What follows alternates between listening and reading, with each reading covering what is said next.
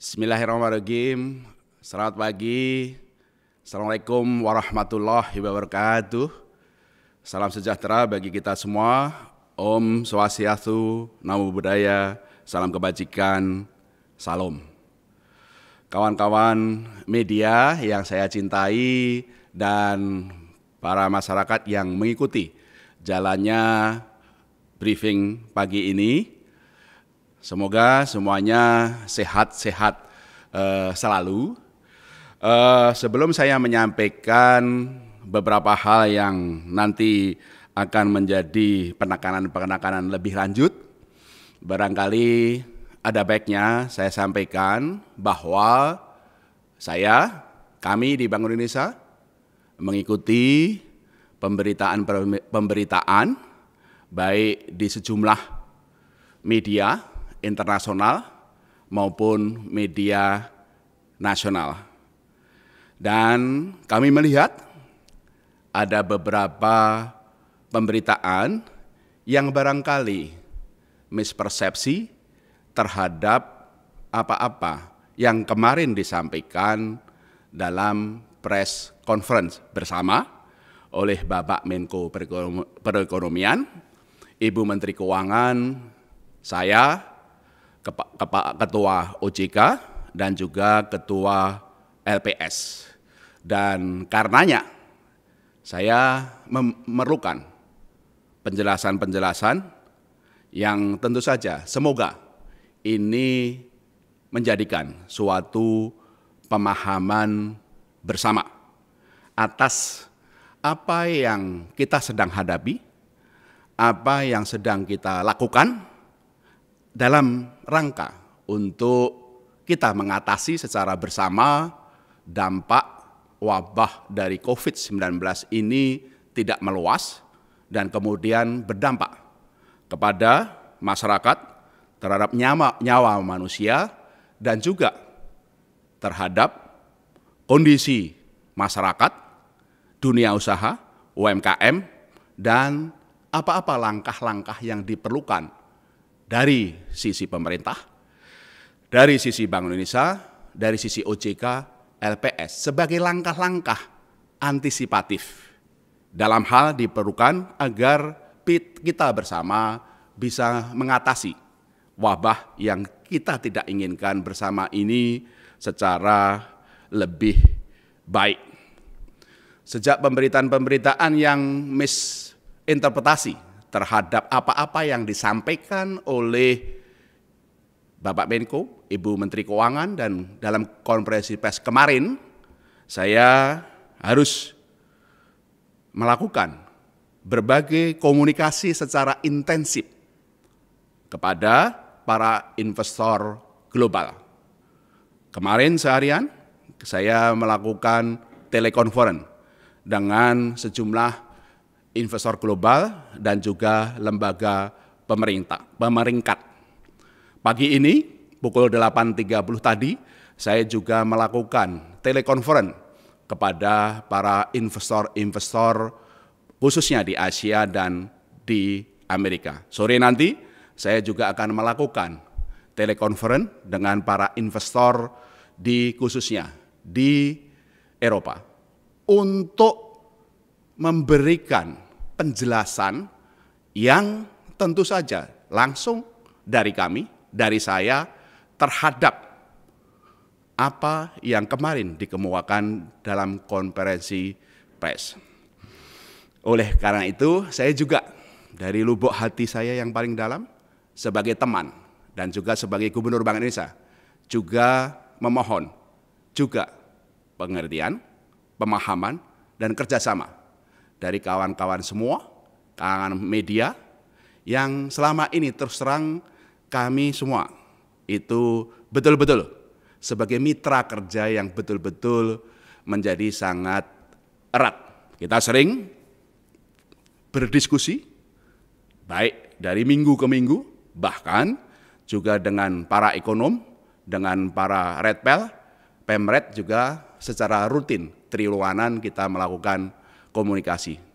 Oleh karena itu, kami juga mohon juga nanti di dalam assessment, analisis, pemberitaan juga tentu saja sama-sama kita menciptakan suasana yang kondusif agar memang betul-betul kita bisa memusatkan perhatian kita terhadap langkah-langkah bersama dalam mengatasi agar penyebaran wabah COVID-19 ini tidak meluas, agar memang kita bisa segera atasi bersama, dan juga agar kita bisa menyelamatkan nyawa manusia secara lebih baik, dan lebih khusus lagi di bidang kami adalah mengatasi dampaknya terhadap kesejahteraan masyarakat, pendapatan masyarakat, kepada UMKM, kepada korporasi.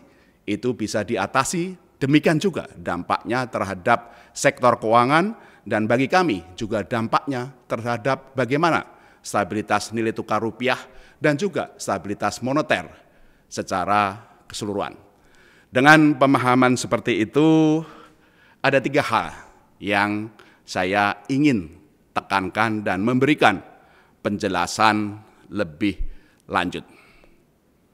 Pertama, bahwa kami di Bank Indonesia memandang nilai tukar rupiah saat ini itu memadai levelnya, dan bahwa Bank Indonesia terus melakukan stabilisasi nilai tukar rupiah agar bergerak stabil.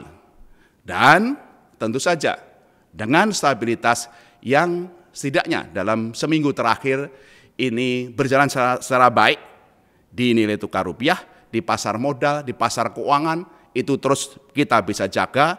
Dan dengan langkah-langkah bersama tadi, insya Allah kami mempunyai keyakinan bahwa nilai tukar tidak hanya bergerak stabil, tapi bahkan akan cenderung menguat sampai kemudian sekitar 15.000 pada akhir tahun ini.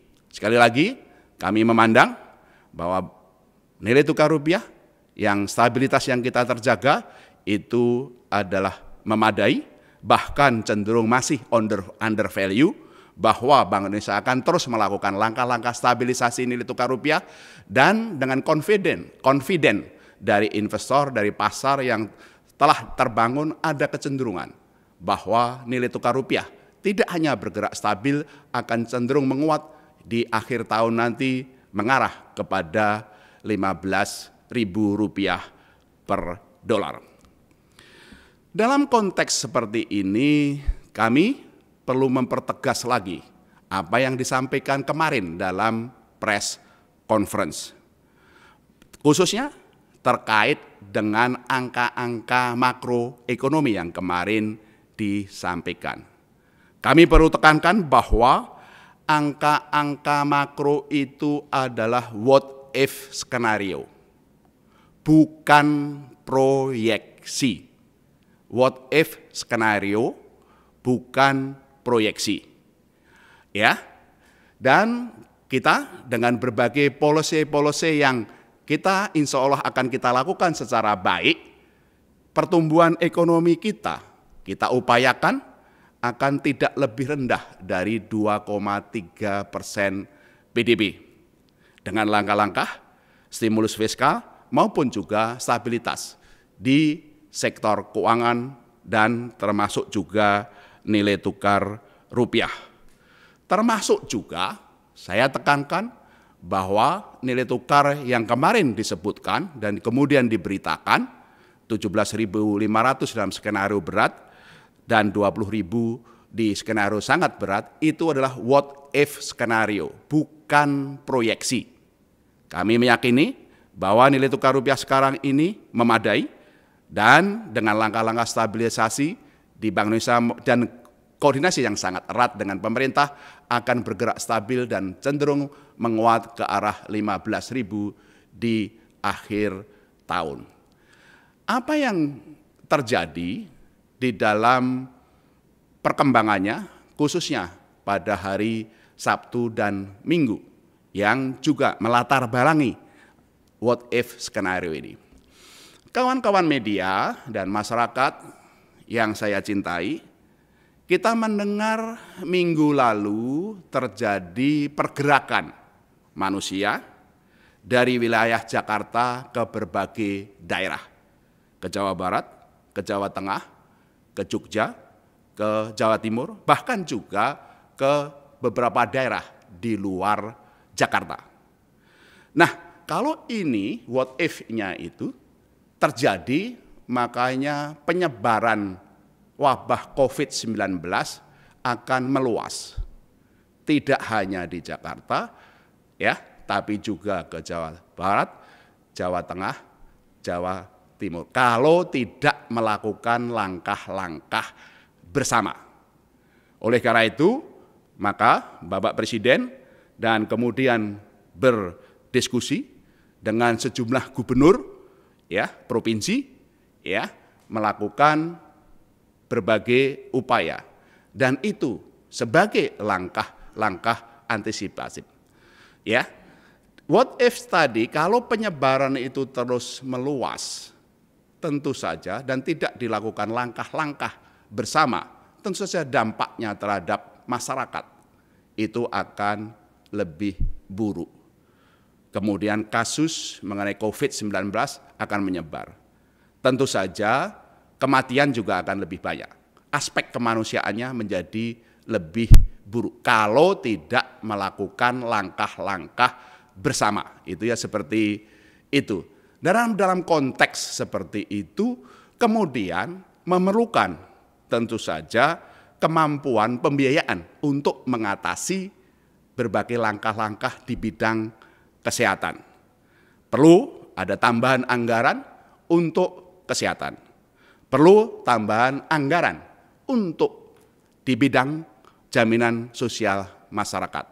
Perlu tambahan anggaran dan baik untuk pemulihan ekonomi termasuk UMKM. Dan itulah yang kemudian dalam kondisi yang undang-undang yang ada membatasi kemampuan pemerintah tidak hanya melakukan relokasi anggaran tapi juga menambah anggaran yang ada. What if skenario ini kemudian menimbulkan keperluannya suatu defisit fiskal yang melebihi dari 3%. Dan karenanya itu mencegah terjadinya dampak dari tidak hanya pewabahan tapi juga terhadap ekonomi. Dan untuk itu makanya berbagai langkah-langkah bersama itu didiskusikan, dibahas, dan kemudian diputuskan agar what if skenario-nya itu bisa dicegah, bisa diantisipasi secara baik, bisa dilakukan langkah-langkah bersama, baik aspek kesehatan maupun di bidang ekonomi, sehingga what if skenario yang kemarin disampaikan itu tidak terjadi. Kita terus berupaya agar pertumbuhan ekonomi tidak jatuh di bawah 2,3% dengan langkah-langkah stimulus fiskal yang diputuskan dan juga bagaimana nanti berkaitan dengan fungsi bank sentral dan juga fungsi OJK dan fungsi LPS. Jadi sekali lagi, angka-angka makroekonomi kemarin yang disampaikan itu adalah what if skenario, bukan proyeksi. Di bidang pertumbuhan ekonomi kita sedang berusaha sangat keras untuk mencegah agar pertumbuhan ekonomi tidak turun di bawah 2,3%. Ingat, dalam rapat Dewan Gubernur bulanan pada tanggal 19 Maret, dengan skenario moderat itu 4,2%. Dengan langkah-langkah stimulus yang ada, kita mencegah tidak turun 2,3%. Semoga dengan usaha-usaha ini dan juga dengan doa-doa dan ikhtiar kita kepada Allah Tuhan Yang Maha Kuasa, itu pertumbuhan ekonomi bisa minimal 2,3% dan bisa di atas 2,3%. Dan itulah stimulus fiskal yang diperlukan untuk tambahan anggaran kesehatan, jaminan sosial, pemulihan ekonomi yang kemarin disampaikan oleh Bu Menteri Keuangan memerlukan tambahan anggaran 405,1 triliun atau defisitnya 5,07% dari PDB, dan Bu Menteri Keuangan juga sudah menyampaikan bahwa itu adalah langkah-langkah yang diperlukan dalam mengatasi COVID ini, dan tentu saja ada komitmen dari Bu Menteri Keuangan, dari pemerintah untuk bisa menurunkan defisit tadi di tahun depan, di tahun berikutnya, sehingga tahun 2023 itu bisa tidak lebih dari 3%. Dan oleh karena itu, karena undang-undang yang sekarang itu tidak memungkinkan untuk itu, makanya dikeluarkanlah oleh Perpu. Termasuk juga di Bank Indonesia, kita terus memastikan untuk melakukan stabilisasi nilai tukar rupiah, agar stabilitas nilai tukar rupiah yang sudah kita jaga selama ini terus berlangsung.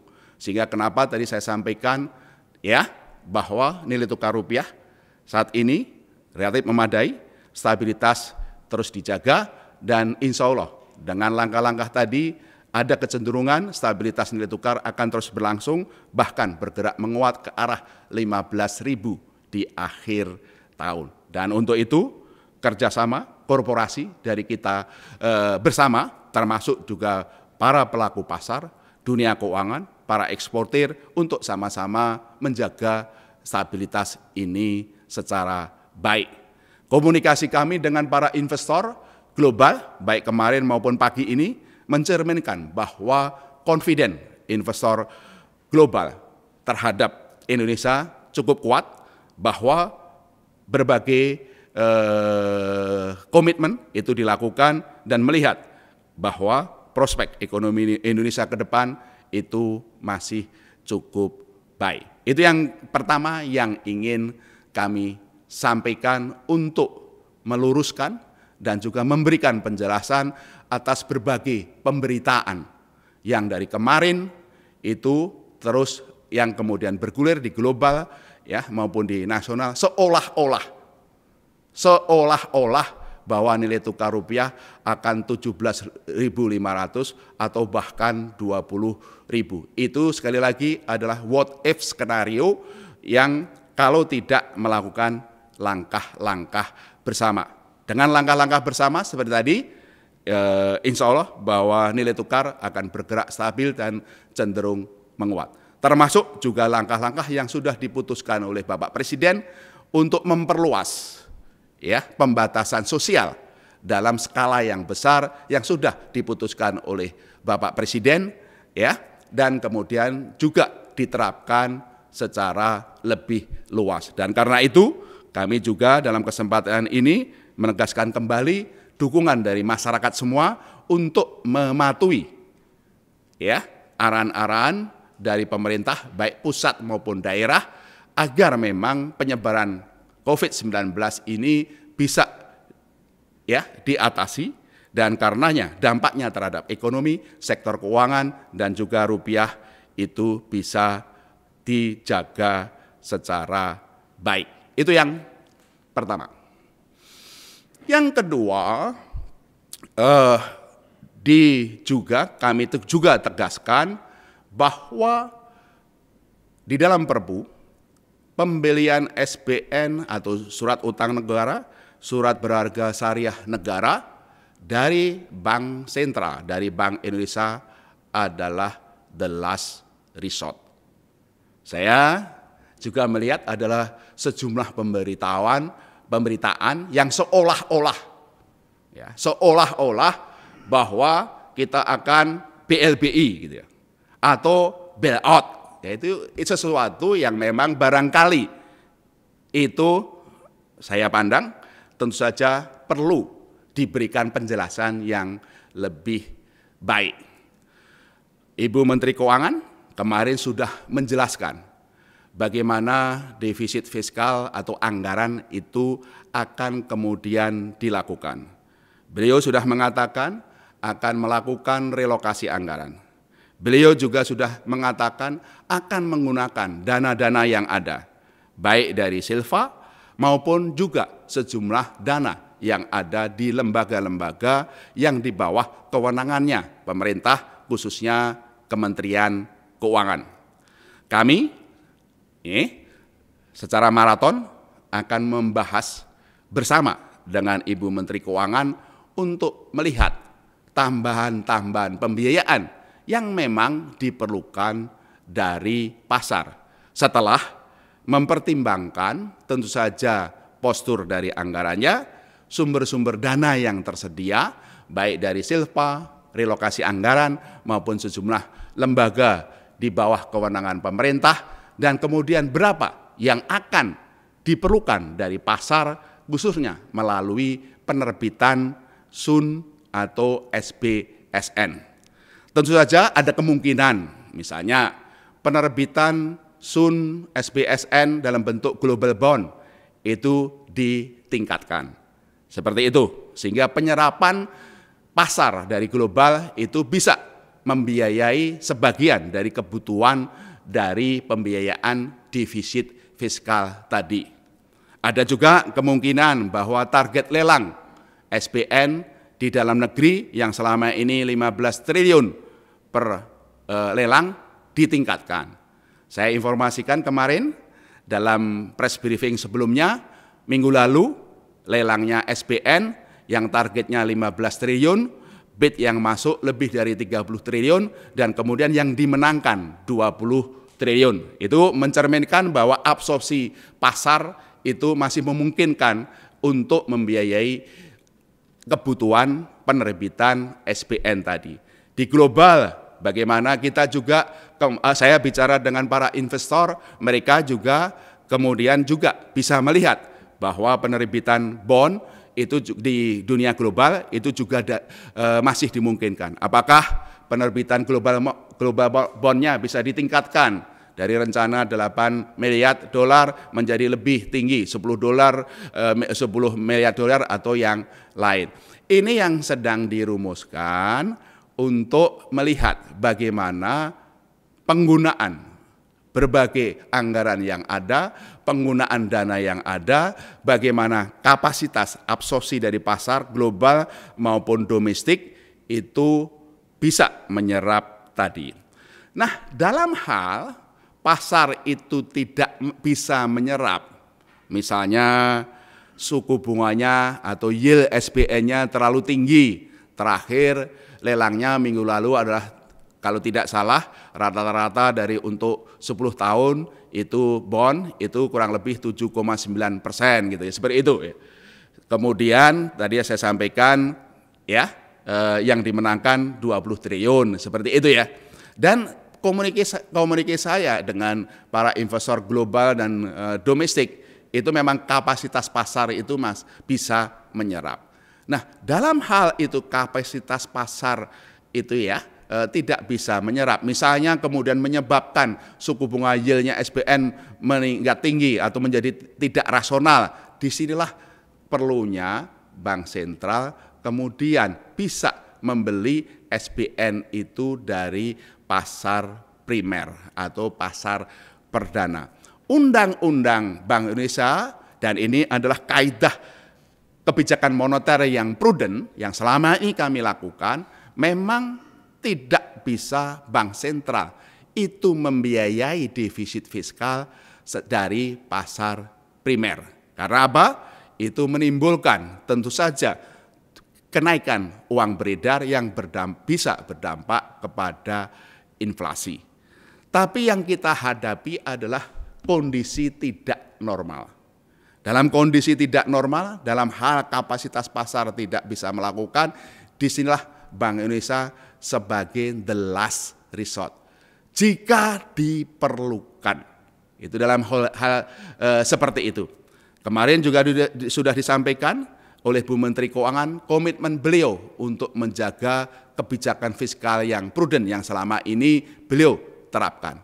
Kami di Bank Indonesia juga akan terus menjaga kebijakan moneter yang prudent ini. Yang kita lakukan di dalam Perpu itu adalah dalam kondisi tidak normal. Kalau insya Allah dengan langkah kita bersama, kondisi kita segera menjadi normal kembali, kapasitas pasar itu bisa menyerap, tentu saja kita akan kembali pada kaidah-kaidah kebijakan moneter yang prudent bahwa Bank Indonesia tidak membeli SUN atau SBSN dari pasar primer. Yang terus kami lakukan adalah tentu saja dari pasar sekunder dalam rangka untuk menstabilkan nilai tukar rupiah dan dalam rangka menstabilkan pasar SBN, khususnya dalam hal investor asing melepas SBN-nya dari Indonesia, seperti yang terjadi pada saat kepanikan global sekitar minggu-minggu kedua dan minggu ketiga bulan Maret yang lalu. Itu yang kami ingin sampaikan. Tentu saja saya tahu kawan-kawan media, masyarakat, ekonom, pasar, itu ingin melihat detailnya seperti apa, berapa yang globalnya, berapa yang domestiknya. Beri waktu kami untuk membicarakan dengan Ibu Menteri Keuangan agar kita ada kejelasan yang diperlukan. Tapi yang tadi kami sampaikan komitmen kami bersama untuk menjaga kebijakan fiskal yang prudent, kebijakan moneter yang prudent bahkan dalam kondisi-kondisi yang tidak normal ini. Banyak tentu saja bertanya mengenai berbagai hal terkait bagaimana mengenai pemulihan ekonomi. Tentu saja itu adalah beberapa yang akan didetailkan. Pemerintah sedang membicarakan ke beberapa lembaga keuangan untuk bagaimana lembaga keuangan bisa kemudian juga berpartisipasi di dalam rangka pemulihan ekonomi, termasuk juga bagaimana obligasi korporasi, bagaimana asset-backed securities dari korporasi itu bisa dilakukan kemudian oleh lembaga keuangan ini. Dan tentu saja detailnya tentu saja pada saatnya pemerintah akan menyampaikan dan tentu saja nanti kami dari Bank Indonesia juga akan menyampaikan. Saya kira itu yang kedua. Mohon jangan diartikan ini sebagai bailout. Mohon jangan diartikan ini sebagai BLBI, seperti itu. Prudent terus dilakukan, termasuk juga bagaimana tentu saja nanti kita menjaga stabilitas di sektor keuangan. Itu yang kedua yang ingin saya sampaikan. Yang ketiga, bahwa berkaitan dengan pengelolaan lalu lintas divisa. Kemarin sudah saya tegaskan bahwa kita tidak akan menerapkan kontrol divisa. Kenapa demikian? Pemulihan ekonomi Indonesia, pembangunan ekonomi Indonesia memang kita utamakan dari tabungan-tabungan dalam negeri.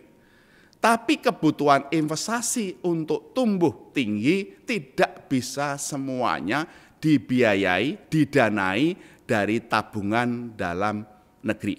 Itulah yang sering kita mengistilahkan dalam terminologi ekonomi, kita masih menghadapi kesenjangan tabungan dan investasi, saving investment gap.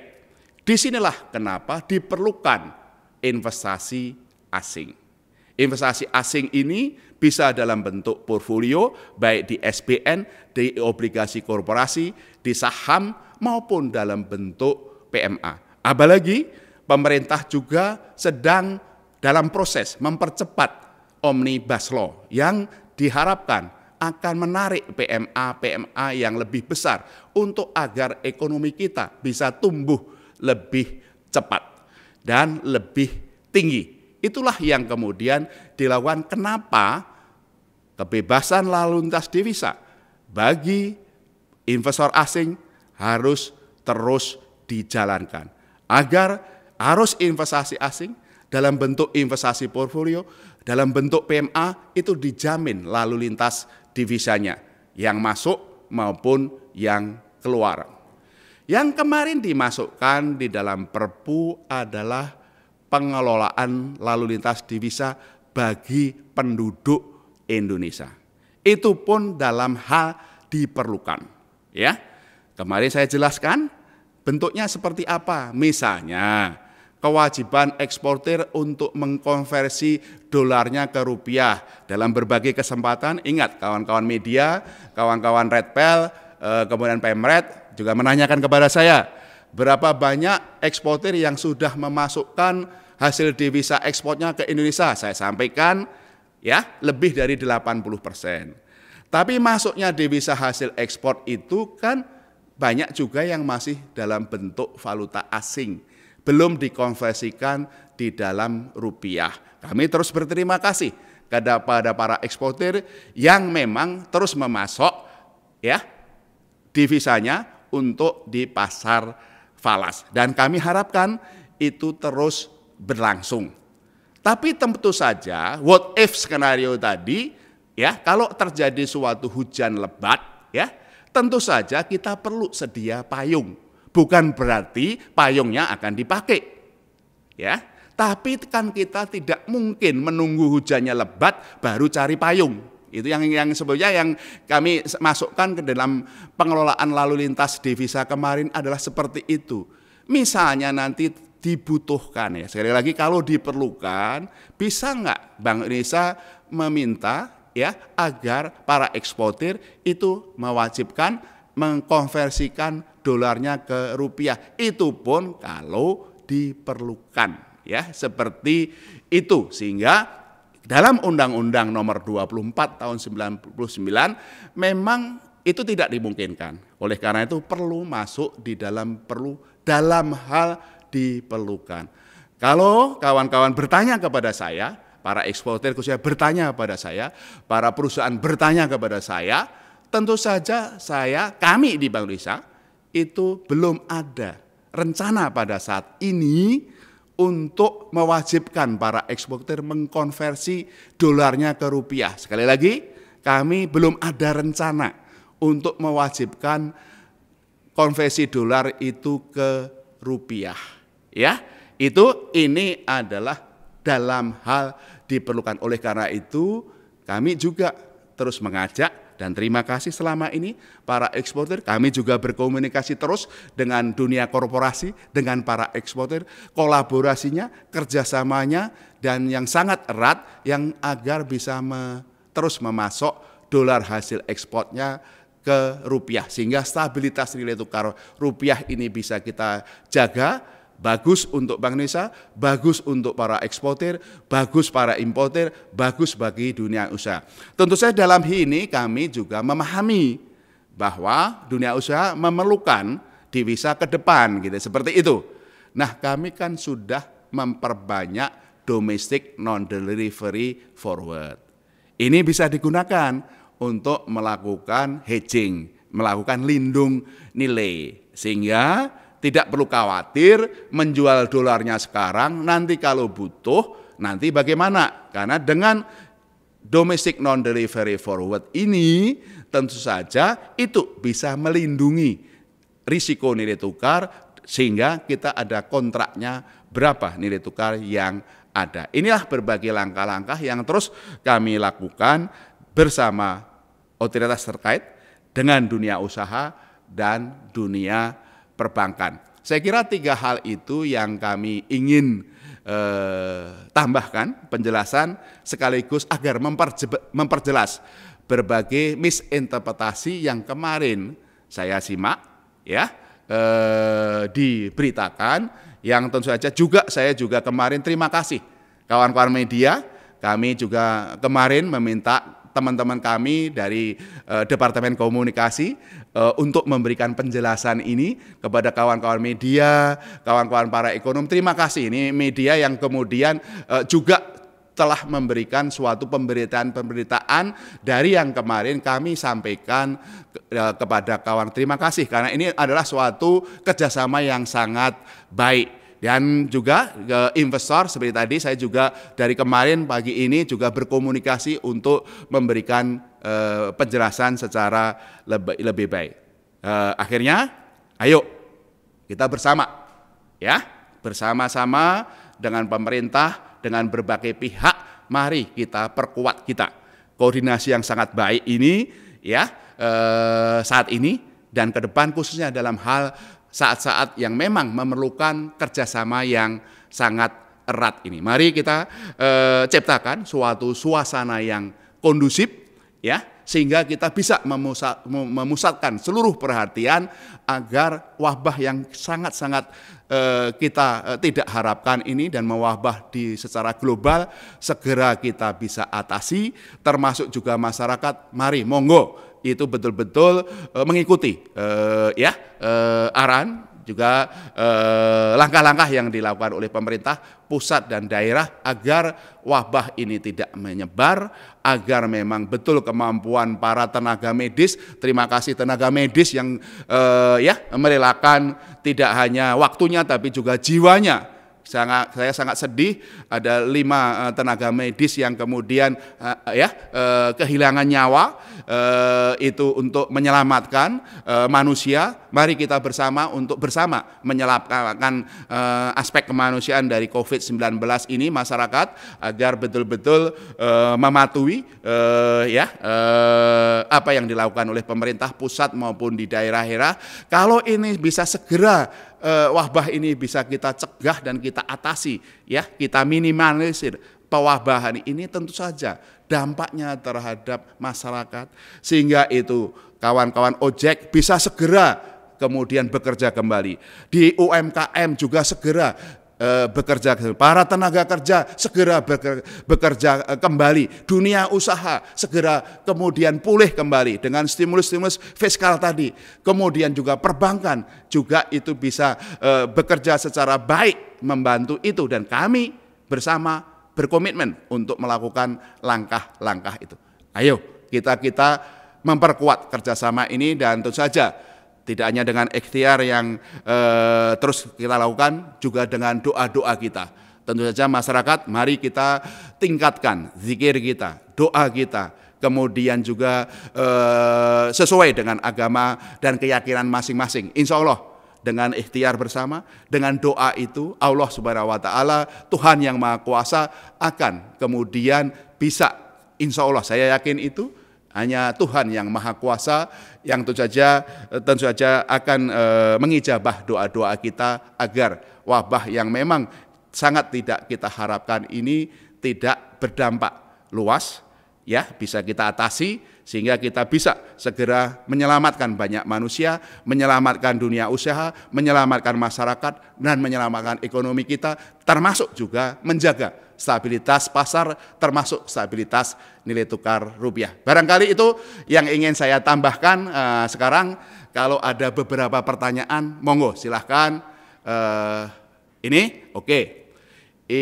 ada pertanyaan dari Trian, ya, investor Dele. Terima kasih Trian yang sudah menyampaikan pertanyaan. Ada beberapa pertanyaan yang tentunya berkaitan dengan yang tadi saya sampaikan mengenai kebutuhan fiskal yang untuk penerbitan SUN dan SBSN.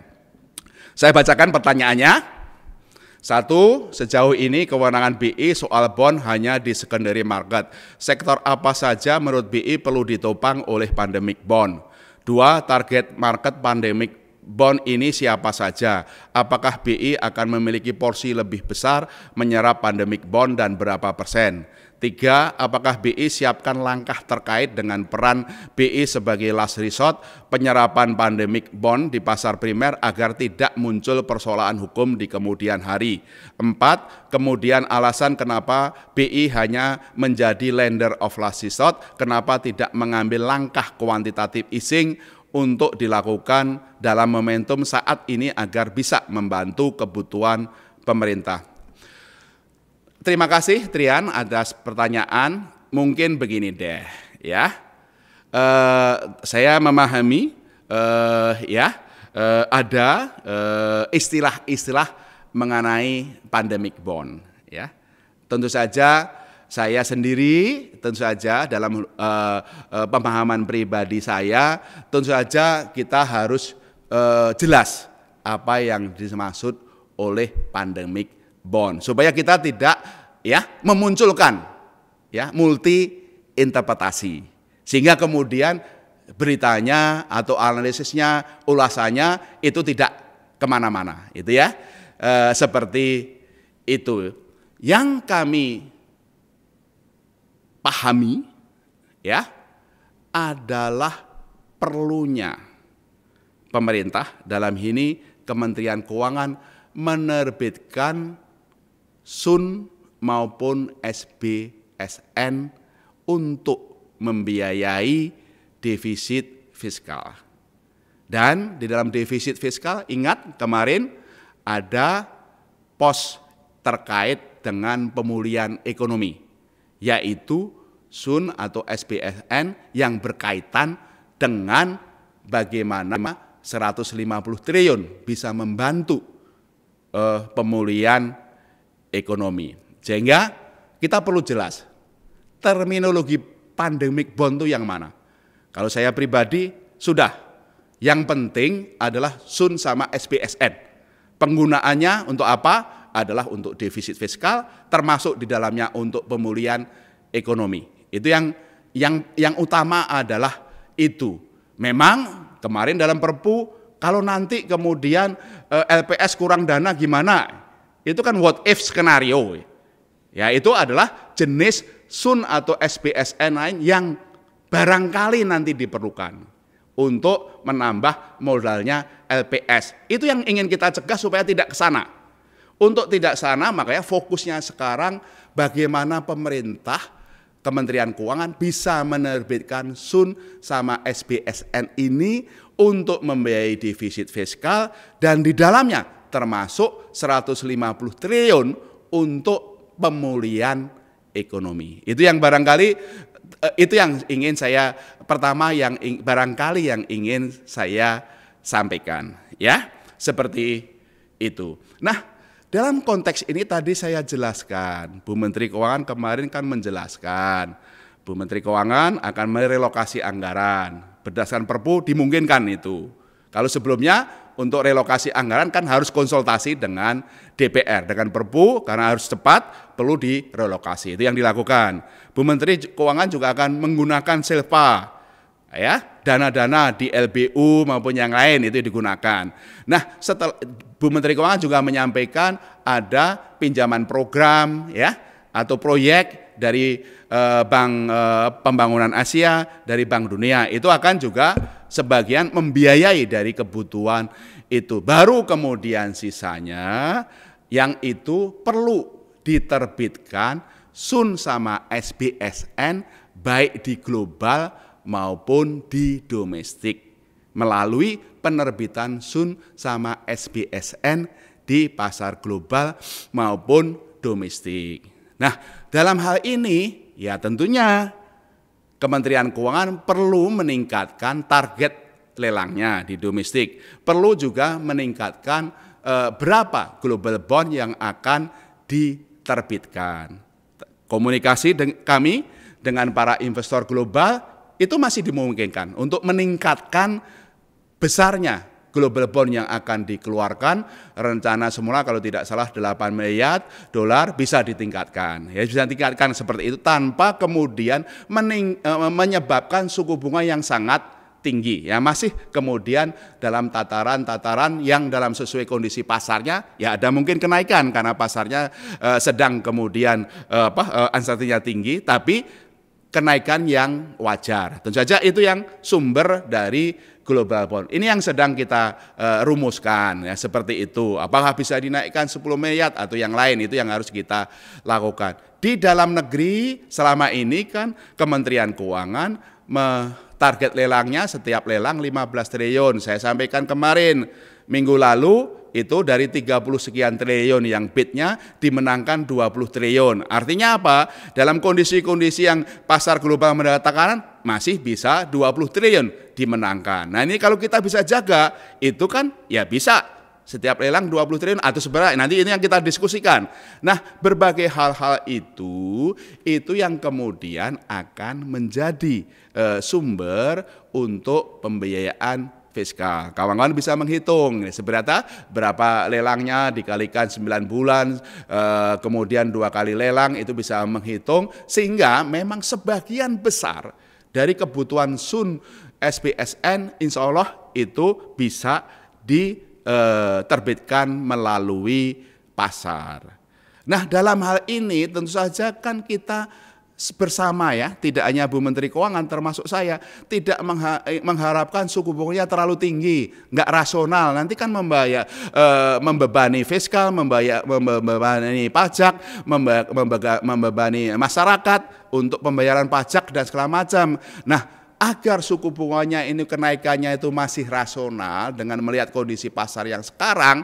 Makanya disinilah dalam Perpu ini yang selama ini di Undang-Undang BI memang harus begitu, tidak boleh dari pasar primer, pasar perdana, dalam Perpu itu dimungkinkan dalam hal pasarnya memang tidak bisa menyerap secara baik. Dan ingat bahwa inilah kondisi-kondisi tidak normal. Kalau kondisinya menjadi normal, tentu saja ini akan kembali kepada pengaturan dalam Undang-Undang Bank Indonesia bahwa Bank Indonesia hanya membeli pasar SBN dari pasar sekunder, itu pun dalam rangka stabilisasi nilai tukar rupiah dan dalam rangka stabilisasi pasar SBN. Itu yang kami sampaikan.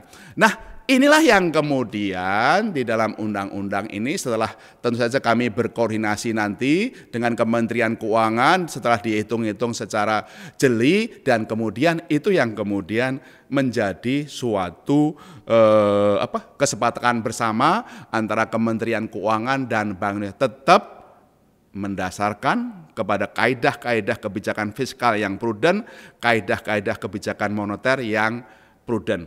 Nah, pertanyaan yang terakhir, saya kira itu saya menjawab pertanyaan 1, 2, 3 ya, seperti tadi ya, masalah pandemik bond dan segala macam seperti itu. Mohon ini terminologinya barangkali mungkin supaya tidak bingung ya. Esensinya adalah penerbitan SUN sama SBSN dari pasar ya global maupun domestik, dan tadi BI sebagai last resort dalam hal ya pasar tidak bisa menyerap, dan tentu saja nanti akan ada rapat koordinasi, ada kemudian kesepakatan atau bersama ya seperti itu. Nah, pertanyaan yang keempat menarik ya. Kenapa sebagai lender of last resort, kenapa tidak mengambil langkah kuantitatif easing? Sebagai last resortnya tadi sudah saya jelaskan. Kaidah-kaidah kebijakan moneter yang prudent itu memang Bank Sentral tidak membiayai secara langsung defisit fiskal. Karena itu adalah penciptaan uang, money creation. Kalau money creation itu menyebabkan inflasi.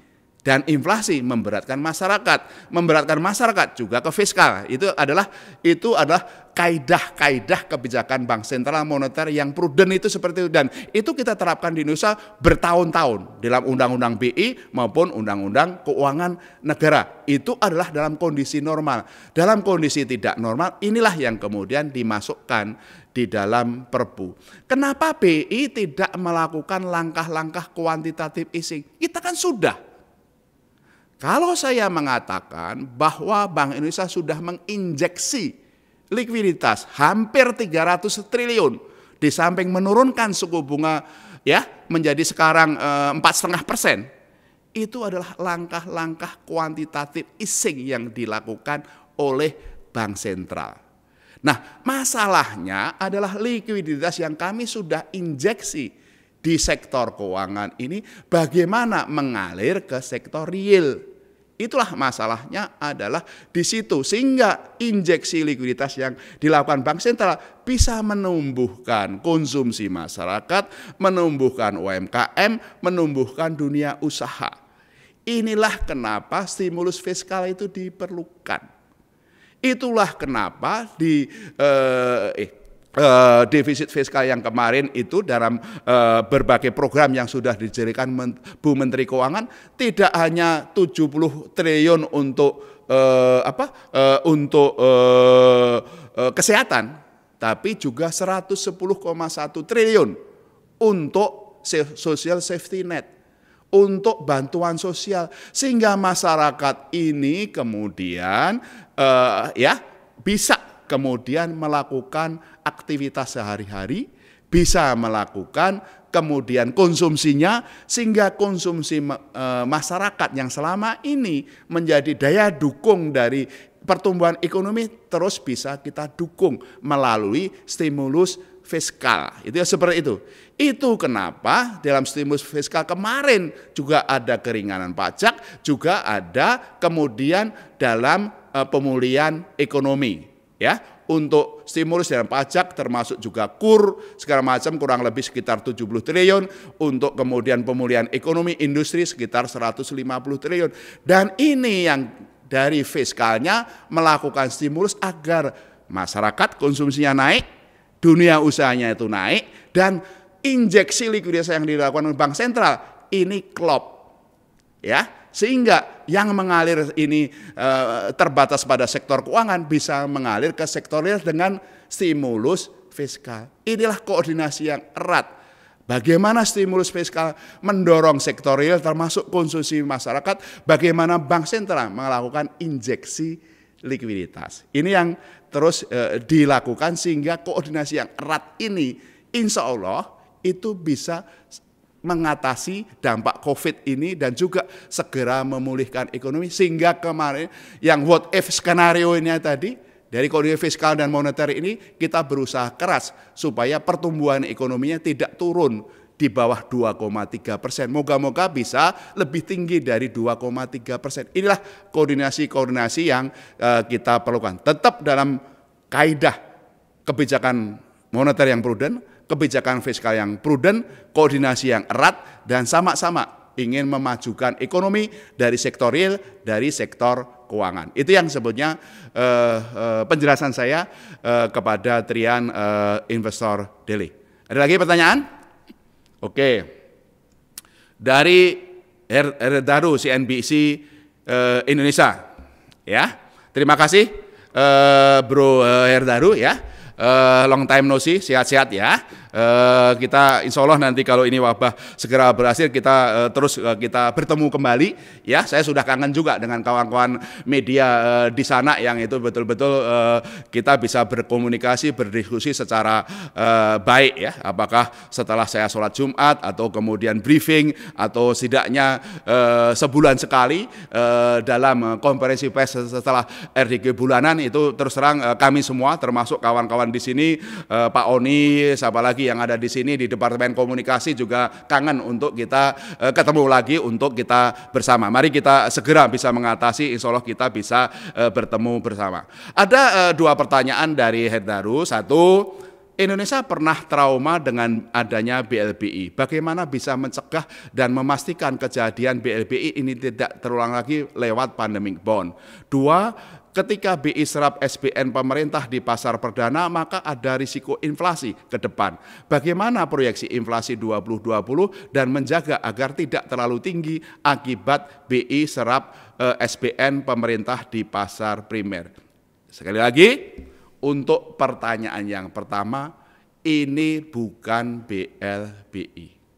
Ya, yang tadi saya jelaskan adalah bagaimana defisit fiskal itu dibiayai ya dengan antara lain setelah menggunakan dana-dana pemerintah, relokasi anggaran, penerbitan SBN ya, SUN dan SBSN dari pasar global maupun domestik. BI sebagai the last resort. Itu konteksnya adalah seperti itu. Mekanismenya tentu saja kita bicarakan bersama. Selama ini koordinasi antara BI Kementerian Keuangan sangat erat. Bahkan dalam kondisi normal kami terus berkoordinasi dalam rencana penerbitan SUN sama SBN global maupun domestik. Kami terus berkoordinasi sangat erat dan ini koordinasi dilakukan, dan itulah yang tentu saja menjadi dasar untuk bagaimana pembiayaan fiskal dan moneter itu tetap prudent, itu terus dilakukan. Nah, tentu saja bagaimana tadi ada, kalau ada pertanyaan nanti, misalnya kalau ada keperluan injeksi modalnya LPS, kan sekarang ada KSSK, yang tentu saja nanti OJK sama LPS akan melakukan assessment mengenai kebutuhannya, kemudian dibahas di dalam KSSK. Nah, kalau memang itu diperlukan, baru seperti ILO KSSK akan yang kemudian menentukan. Sehingga sekarang ada 4 lembaga yang menjaga untuk tata kelolanya, ya. OJK tentu saja kewenangannya adalah pengawasan lembaga keuangan termasuk bank, LPS adalah bagaimana untuk penjaminan dan juga bagaimana nanti untuk resolusi bank, dan Kementerian Keuangan tentu saja bagaimana nanti pembiayaan mengenai SUN sama SBN, dan Bank Indonesia tentu saja di dalam menjaga stabilitas moneter dan segala macam. Nah, itulah yang kemudian dilakukan di dalam KSSK sehingga ada check and balance. check and balance yang ini kemudian tata kelola sehingga kemudian itu menjadi dasar di dalam pengambilan keputusan. Tapi kawan-kawan, yang kita lakukan ini kan mencegah dari awal. Ya, yang kemarin masuk dalam Perpu adalah sebagai langkah-langkah antisipasi. Kemarin kan kita pemerintah, Pak Presiden sudah kemudian menerapkan ini ya pembatasan sosial secara lebih luas dengan koordinasi pemerintah pusat dan daerah. Moga-moga kalau kita betul-betul bersatu di sini, wabah ini bisa dicegah supaya tidak menyebar kemana-mana. Sehingga biaya kesehatan kemudian bisa dikendalikan. Dampak terhadap masyarakat itu juga bisa dilakukan. Dunia usaha juga segera kembali dan juga perbankan itu juga terus berakhir. Perbankan selama ini kita dalam berbagai kesempatan setiap bulan kami mengupdate kondisi perbankan termasuk capital adequacy ratio-nya yang tinggi, kemudian 23%, NPL yang rendah, dan itu secara keseluruhan kondisi sektor keuangan kita jauh lebih kuat dari kondisi apakah pada saat krisis global maupun pada saat apalagi kepada Asia. Tata kelolanya 4 lembaga yang terus ini menjaga, dan apalagi dengan langkah-langkah yang antisipatif tadi, dengan fiskal yang insentif stimulus yang besar tadi, tentu saja dunia usaha akan kembali sehingga kemudian dampaknya terhadap sektor keuangan bisa diantisipasi secara baik. Dalam jangka pendeknya Pak Wimbo, Ketua OJK juga sudah mengeluarkan ketentuan-ketentuan bagaimana merelaksasi masalah klasifikasi kredit, mengenai angsuran maupun yang lain-lain sehingga kemudian bebannya terhadap perbankan bisa diantisipasi secara baik. Jadi jawaban saya yang pertama, ingat, jangan disamakan dengan BLBI. Ya, pembelian SUN, SPSN di pasar perdana oleh BI adalah the last resort untuk defisit fiskal, ya, seperti itu. Dan sekarang ada koordinasi 4 lembaga, Kementerian Keuangan, BI, OJK, LPS yang sama-sama menjaga untuk bagaimana kesehatan ekonomi dan juga sektor keuangan kita. Nomor 2, tadi yang berkaitan, ya, BI serap dari dampaknya terhadap inflasi.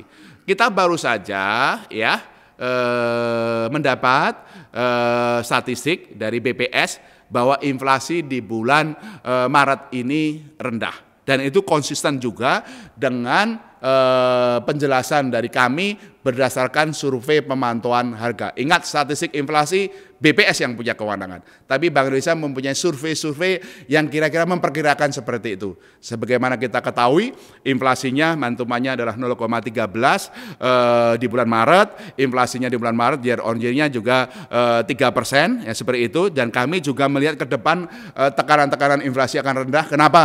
Satu, bahwa permintaan masyarakat ini kan rendah, dan karena dampak terhadap inflasinya juga rendah. 2, bagaimana ekspektasi inflasi itu terjaga. 3, dampak dari nilai tukar terhadap inflasi itu juga rendah.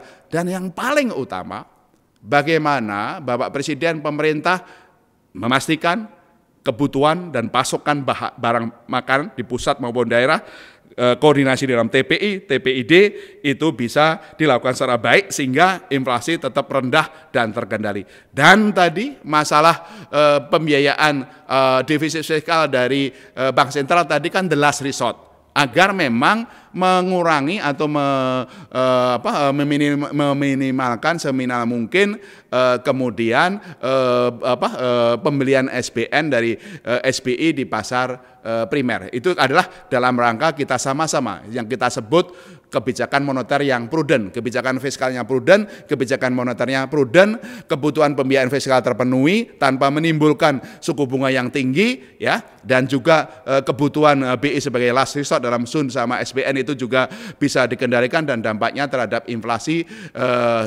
perlu dilakukan. Ini yang barangkali pertanyaan yang kedua yang ingin saya sampaikan. Intinya yang untuk kedua, inflasi rendah, Dan insya Allah itu juga ke depan akan rendah dengan berbagai langkah-langkah itu terkendali, dan kemudian BI sebagai last resort di dalam pembelian SBN tadi itu juga meminimalkan dampak terhadap inflasi, dan insya Allah itu bisa terkendali. Ya, oleh karena itu masyarakat tidak usah panik, tidak usah nubruk-nubruk beli barang dan segala macam, itu menimbulkan lagi tenang ya dalam konteks agar memang harga-harga terkendali dan langkah-langkah kita lakukan. Ada lagi pertanyaan? Oke, ini ada pertanyaan dari Hadijah sama Hendri dari Bisnis Indonesia. Hadijah, Hendri, ya, di sini Peri Warjio, Gubernur Bank Indonesia, di sana Hadijah, Hendri, Bisnis Indonesia. Moga-moga kita segera ketemu, nanti kita lakukan, insya Allah gitu ya. Satu, dengan depresiasi rupiah, apakah BI sudah melihat dampaknya terhadap inflasi?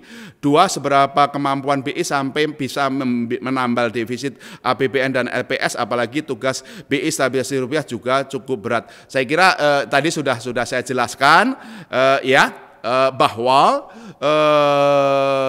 dampak dari nilai tukar rupiah terhadap inflasi di Indonesia itu rendah ya. Tadi sudah saya sampaikan kenapa inflasi itu insya Allah akan tetap rendah ya. Tadi saya sampaikan permintaan masyarakat ini kan rendah, dan itu saja dampak dari inflasi dari permintaan, tekanan permintaan itu rendah. Kalau istilahnya Hadijah, Hendri tahu, inflasi intinya itu rendah. Ya, kesenjangan output atau output gapnya itu negatifnya itu rendah, itu barangkali itu rendah. Yang kedua juga kita lihat bagaimana ekspektasi inflasinya terjangkar, dan juga bagaimana kemudian barang-barang pasokan itu terjaga, dan depresiasi rupiah itu dalam kondisi seperti ini, dalam kondisi normal aja pengaruh rupiah terhadap inflasi rendah, apalagi dalam kondisi ini ya. Pertama, rupiahnya kan ya terus kita jaga agar stabil. Dalam kondisi ini kecenderungannya dari berbagai penelitian survei yang kita lakukan, dalam kondisi ini tentu saja korporasi, dunia usaha, pengusaha tidak akan mempastru ya rupiahnya ya terhadap inflasi karena permintaannya rendah. Apalagi harga komoditasnya itu bukan rendah, turun lagi. Nah, berbagai hal ini kenapa pass-through, exchange rate pass-through, ini karena Hadijah sama Hendri pengennya bahasa Inggris ya, saya kasih bahasa Inggris lah gitu ya. Exchange rate pass-through to inflation will be contained and low. Ini istilahnya sama Hadijah sama Hendri sebagai bahasa Inggris, karena biasanya kalau bahasa Indonesia agak kurang paham ya. Kalau bilang exchange rate pass-through to inflation rendah itu malah bisa klop gitu ya. Semoga-moga ini memperjelas dari yang tadi kami sampaikan. Tadi pertanyaan yang kedua, kemampuan BI sampai bisa menambal defisit. Nambal itu kok jangan pakai nambal dong Hadijah Hendri, kok ya tambal ban wae loh. Ya gitu loh, pakai bahasanya yang anulah seperti gitu ya. Tadi saya sampaikan ini tadi pembelian Sun sama SBN dari pasar perdana oleh BI itu kan the last resort ya, seperti itu. Dan tentu saja bagaimana berkaitan dengan rupiah tadi saya sampaikan kan, ini yang akan kemudian BI hanya akan membeli kalau pasar tidak bisa menyerap. Sehingga memang yang akan dilakukan bagaimana Sun sama SBSN bisa diserap pasar di global maupun di domestik. Saya tadi sampaikan minggu lalu 20 triliun dimenangkan dari target 15 triliun. Nah, kalau Sun sama SBN itu lebih banyak terbitkan di global, atau juga kemudian investor asing ya membeli Sun sama SBSN, itu kan terjadi capital inflows ya. Lagi-lagi kalau capital inflows, Hadijah sama Hendri bisa nangkapnya, terjadi masuknya devisa ke Indonesia, baik melalui global bond maupun investor asing beli Sun SBSN di dalam negeri. Nah, kalau seperti itu tambahan dari pasokan falas. Kalau ada tambahan dari pasokan falas, insya Allah rupiahnya tidak hanya stabil dan menguat. Itu yang tadi saya sampaikan dari awal, bahwa kami memandang ya rupiah yang sekarang itu under value. ya, memadai karena memang risiko globalnya itu lagi tinggi, ya, dan kedepannya cenderungnya stabil dan bahkan menguat karena akan ada portfolio inflows yang lebih besar.